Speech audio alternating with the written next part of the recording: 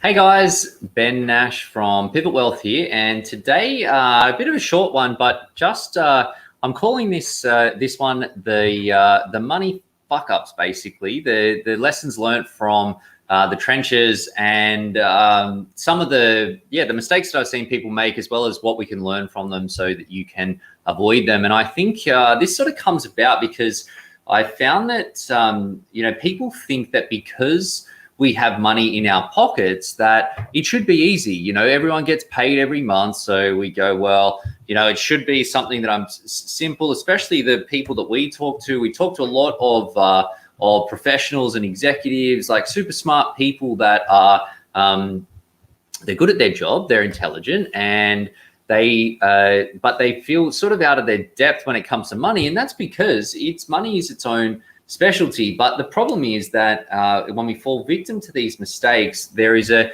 level of fear and shame around money that we're worried that we're doing the wrong things, where we end up self-sabotaging, and we don't talk about it because money is a bit of a private thing. So people are it's not like you're telling people about the mistakes that you made or asking them about the mistakes that they've made, and as a result we can't learn from each other, and therefore we end up falling to the same mistakes. The other problem is that we have this self-sabotaging behavior where it's like some of the barriers that stop themselves from taking the action that they want are really driven by the psychological biases, heuristics, and the issues that can ultimately, cause us to sabotage our success.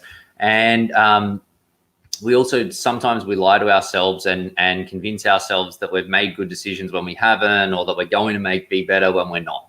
Now, the opportunity is that we're learning from the lessons that other people have made so we don't repeat them. So I'm just going to today cover a few case studies of things that I've seen from people so that you know what to look out for. Now, look, before I jump into the content, please, just to disclaim, don't make any big decisions off the back of what I cover. Seek advice before jumping in. You should be doing that anyway. So look, just cracking into the case studies and the ones that I've seen. I was working with or actually a client in the business a little while back, and it was a younger lady that she was working, a smart woman, really kicked butt at her job. But she got into a bit of trouble with a little bit of debt, probably slight. I think it's fair to say that there was a bit of an overspending problem there, and enjoyed nice things and a nice lifestyle, as you should. But in the end, she wasn't making any financial progress, and came to us to resolve that issue and get on the front foot, start building some momentum. Now, we went through this planning process, and off the back of that planning process, it was clear that she could build a decent amount of momentum in a reasonably short period of time. But when the rubber hit the road, she started freaking out because I don't know if I suspect, and she didn't sort of verbalize this in quite the same way, but suspect that she had not, she wasn't prepared to sort of put in the work, or that she was worried that she was going to stuff it up. So then she just totally self-sabotaged, backflip, started spending money, bought a new car, $1,000 pair of shoes, a new handbag that was several $1,000s, I think. And it was just total sort of brain explosion from knowing that, spending a whole bunch of money to go through a financial planning process, to do a plan, but then getting to the end of it and then undertaking behavior that just self-sabotage. And to me, the lesson with that is that there are, our mindset is often really difficult to escape and stops us from doing some of the things that we know that we need to do, or there's the fear of doing the work. But the lesson is that you need to flex your money muscle, because for her, like for anybody in that sort of situation, that there's no other way around it. Like, she's just going to have to wait a bit longer and then still get back to it and end up doing the thing that she wanted to do back then, and figuring out the muscle to do that in the future.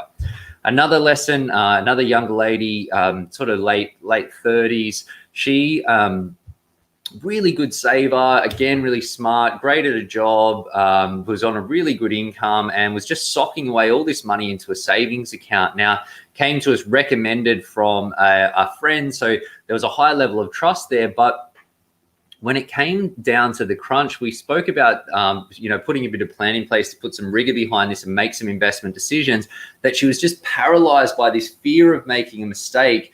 And then the self-talk started and she ended up just doing absolutely nothing. Now that, there's a few different ways you can take that, but when you look at it objectively, for someone that's been saving money in a bank account for almost a decade, cash rates are really low, you're not buying any growth assets like shares and property, that you're really the only person that you're costing yourself is you, because it's only through doing something that you're going to start building momentum, that you're going to start growing your asset pool and investments at a rate that's faster than like the inflation rate and stuff. So the lesson with that is that sometimes you've got to just take that leap and get started, take action. Yes, do your due diligence, but of course you have to actually do something. Thinking that just getting paralyzed by fear is only going to cost you money in the long run, because it stops you from starting that process of building momentum.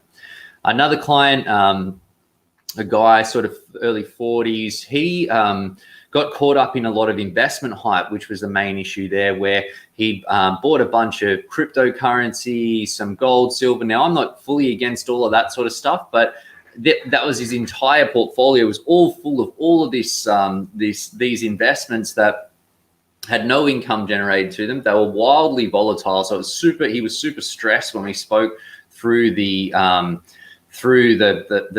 process of talking about his money, and ultimately missed out for years and years on the opportunity to start building some stable, consistent momentum.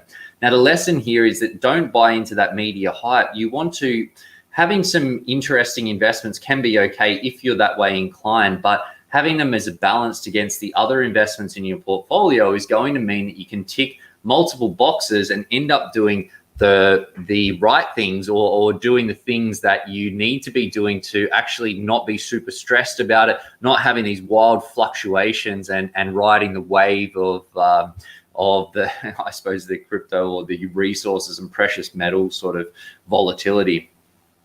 Another client, and this is a really a sort of a simple one, but it was a really expensive mistake, that they fixed a massive portion of their mortgage. This couple, they were late 30s, working for a tech company, making really good money, really good savings capacity. They did the right thing, bought a great place, but ended up fixing a bunch of their mortgage.